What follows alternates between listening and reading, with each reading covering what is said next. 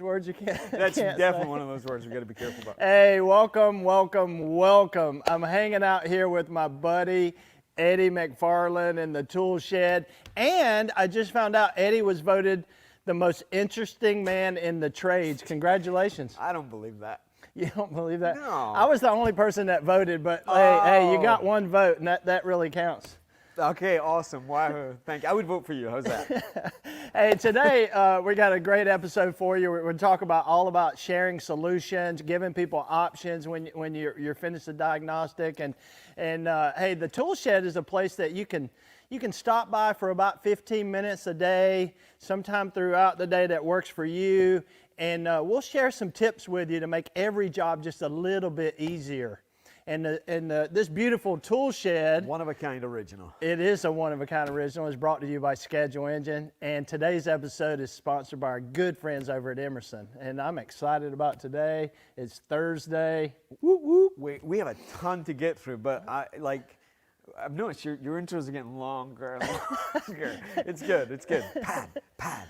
All right, let's jump in. I'm excited today. It's all about sharing solutions. Remember, we got like 5 simple steps to how we do things. You've probably got steps. You maybe call this step something different. But we get ready for the call. We say hello and set up the call. We discover the facts, just the facts. We share solutions, and then we go review. And so tons to get to. So why don't we just jump in? Thursdays mean one thing, and it's Mr. HVAC Reefer Guy, keeping us safe. He had some great tips the last couple of weeks. Let's see what he's got for us today. Roll the tape. So hey guys, today we are talking about eye protection. The importance of eye protection is that the majority of work-related injuries are the result of flying or falling objects or sparks striking the eyes. Some of the other hazards are fumes, vapors, chemical splashes, or extremely bright light. Common types of protection are safety glasses, goggles, face shields, or welding masks. I mean, you guys, we work around this stuff all day long. We have to make sure that we are keeping stuff out of our eyes. We only get one pair. It's not like we can go down the store and buy a new pair, and pop them in and ready to go. So really, I mean, eye protection doesn't cost that much. So go to your hardware store and get some goggles or some safety glasses and make sure you wear them during the day, because I really don't want anything to happen to you. Most of all, make sure that you work safe, be safe, you be good humans, and we'll see you next time. Wow. That's our guy. That's our guy. Work yeah, safe, we be like safe, him. be good humans. It's funny. I think we've seen a real shift in the trades in general about safety being sort of like, But like nowadays, I see a lot of professionals that are in this for the long haul. Really take the gloves and the eye protection.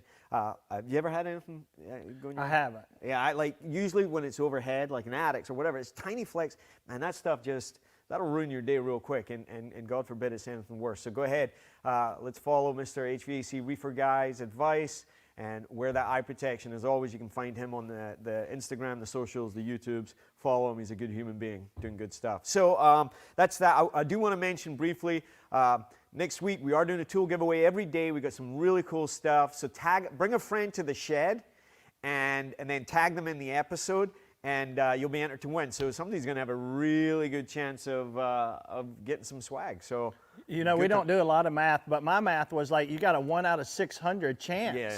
But apparently it's about 1 out of 30 or so, because if you invite people to the Toolshed. That's right. It's all right. We'll let HVAC Jess do the math for us. She's studying.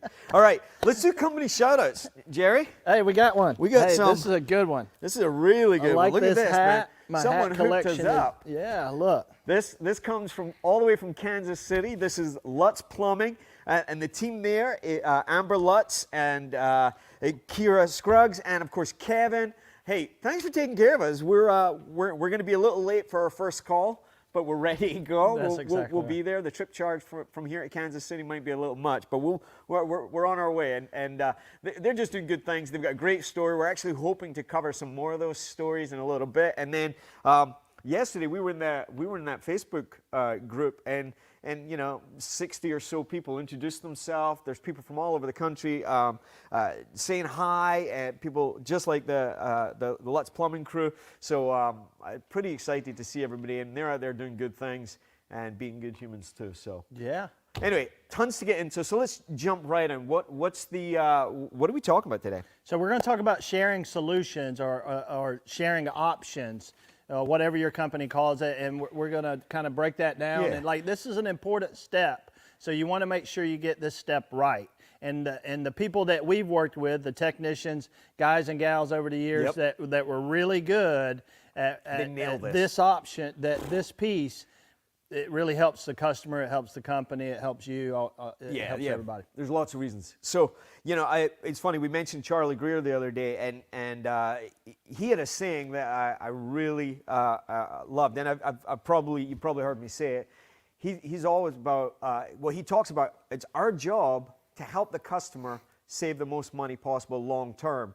And you might be thinking, well, that's a little weird, like the stuff we do is expensive. But if we do our job right, what they say, it's cheaper to hire a professional than it is to hire someone cheap. Yeah, because you end up getting nickel and dime. So this is the way you spend the least amount of money possible. And he would say, that's our job. And so when we talk about sharing solutions, we've hit on a few things over the week, and we're going to recap those. And sort of, this is where you put all this stuff together, whether it's memberships, bundling, being silent, asking good questions, being in control of the call. So that's kind of the point of doing a bit of a deep dive today. This is going to be another good one for service managers. Well, yeah, it is. And yesterday we talked, about turning over leads to sales. Right. And so this kind of ties into that a little bit. Sure it does. And, what we've noticed over the years is technicians in general, electricians, plumbers, HVAC techs, roofers, pest control guys, they're really good humans, and they want to save that customer money. But sometimes it's better just to give up, as we said yesterday. That's right. That's right, and that's one of the options we can share. Yeah. We'll always give options, and I know there's a lot of people that, regardless, like to just have that as part of the conversation so the customer gets used to it. So lots of different ways of doing this. But where should we start? Should we start at? Well, I want to talk about discounts. So you want to make sure you show a discount. You want to say, hey, you saved this amount of money today because you're a member, because you're in the family. I was able to save you some money today because of your membership. If they don't have a membership, you have a really good way of showing that. Yeah. So again, it's something I picked up over the years. And to be clear, we're not just talking about like, you look like a 10% discount. This is your company's, standard pricing and then discount pricing, standard pricing, member pricing. And so rather than just talking abstractly, hey, do you want to save some money? Help people do the math, and so show it clearly, whether it's on a tablet, piece of paper, whatever you're at today. So, Mr. Smith, I've taken a look. Would you like to know what I found, what it'll take to get it up and back running, and all the costs involved? Yes, sure. We're going to talk about starting questions. That's a great starting question. Okay, so I've given you a number of options. As you can see, there's two sets of prices here. That's because we do have some people that want to pay full price, but we have a lot of people that want to get a discount. The way they do that is they become a club member, family member, plan member. Now, of course, I've charged you for the monthly plan membership in the second option. I've tallied all your savings, and this option here is the way to spend the least amount of money possible today. How would you like me to move forward? And I think that's a really good point, too. And we're going to talk about a question in a minute. But, hey, he started with a question. Would you like for me to go ahead and share this with you? And then at the end, he said, hey, which one do you want to get started on? Would you like for me to get started on? Which one's best for you? That's right. Which one fits into your budget? Conversational ping pong, That's right? exactly what it is. And so there's a couple other things like we talk about bundling. Yeah. And that's putting 2 or 3 repairs into one price. And so let's just go back to my Wendys analogy. You got the single, double, and triple. But when you order the combo, the number 4 combo at a fast food restaurant, they just give you one price. They don't tell you how much the burger is and how much the fries are and how much the drink is. Now, you can certainly break that out. But it's really good if you just bundle a few repairs together. And because it lets that customer have less buying decisions. They only have to say yes or no to a couple of things. And so I confuse mine says no, right? Absolutely. And so the more we talk, the more they get confused because they don't know what we're talking about. So sometimes they just kind of go along with us, right? Every once in a while, someone will get, maybe it's happened to you, you'll get an email from a customer asking for an itemized bill. You never really see that at Wendy's. No. Going, hey, I got number 4 Happy Meal. I'd like a breakdown. Break that down. What's the labor in that? Yeah, that's exactly. But the other thing is with bundling, what we're talking about here, it's not really just walking through the house and picking stuff off your van, go, they deserve a surge protector today. It's going to be relevant, right? And so there's a couple of things. First, the reason that we bundle is because if we had to do it separately, there would be a trip charge. Now, we've talked about this. Across the country, that's anywhere from $99 to $200, $300, $400 a pop just to roll a truck with a licensed skilled technician with $5,000 worth of parts on a truck, right? So if we can bundle those and do them all while we're here, we don't have any travel time, we don't have that inefficiency, and so companies like to quite often make bundle prices attractive, and you should do that. And lastly, what does it you say about how we decide what goes in an option pile? It's usually there's a trigger of So what we want to do is, and you've heard me talk about this before, is we never want an option or a solution looking for a problem. Nah. So if you say, hey, I added this air scrubber in here for you, Eddie, and they said, well, why did you do that? We didn't talk about air scrubbers. We're doing it wrong. You're just trying to sell them an air scrubber. Boo. And that's not what we want to talk about on the tool shed. And so it's always good to be like, because you said this, I added this option. Because you had this problem, I added this solution for you. Yeah, I like to, hey, and remember when we were both looking at that, that's why that's in here. And that's sort of how we talk about those options, right? Because you said we added this. Yep, because absolutely. you had this problem, I gave you this solution. Ultimately, we're there to take care of the people that live in the home with the equipment, and everything we do should be related to them and problems or conversations. And we find this stuff out because we get good at asking questions, right? We get good at starting conversations. That's right. And what we want to make sure, regardless of your trade, is that when you give that option, you give that solution, you give them a warranty with it. Yep. You always want to give them peace of mind. Yep. So let's just think about it. They didn't call you out there because they're having a good day. They called you out there because they're having a problem. You're right. And they don't want that problem to happen again. So if you fix it, they're always wondering, well, what if it breaks again? Yeah, and so if you put the warranty, 2 years parts, 2 years labor, whatever your warranty is, it gives them peace of mind. Right. And then they become an ambassador for you. They were really good. Absolutely. They gave me a warranty. They showed me my discount. They put 2 or 3 options together, made it easy for me. And so, like, showing solutions is the key. Like, so, if you want to earn more money, get really good at this step. Yeah, you can make a living out of just like helping people, and that's good. But you can make a really good life if you figure this part out. Yeah, that's exactly right. So what was your aha moment? Did you always think this? What was the catalyst for you? So here's a Jerry story for you. Pull up a chair. Pull up a chair. And so, I was in sales for a long time, and I had sold a customer an upstairs air conditioner. 2 to 3 years later, that same customer called in and say, hey, our downstairs air conditioner is having problems. Send Jerry back out here. Jerry sold last. Yep. And so I went back out there, and they said, hey, we want to replace the downstairs unit. And let us tell you this. When the upstairs unit started giving us problems, we repaired it, and it was pretty expensive, like a $700 or $800 repair. And then later in the summer, we had to do another repair, and it was $200 to $300. And we made it through that summer. The following summer, we did another repair, and then it had critical failure at the end. We wish we would have just replaced it without doing all those repairs. And it was kind of an aha moment with me because, like, we create our own objections. So sometimes when we go to somebody's home, we think, they're going to say this, and they're going to object to that. They're not going to want to do that, and that's all in our head. That's all in our head. Yeah. So, like, it was an aha moment for me. Like, it's their agenda, not your agenda.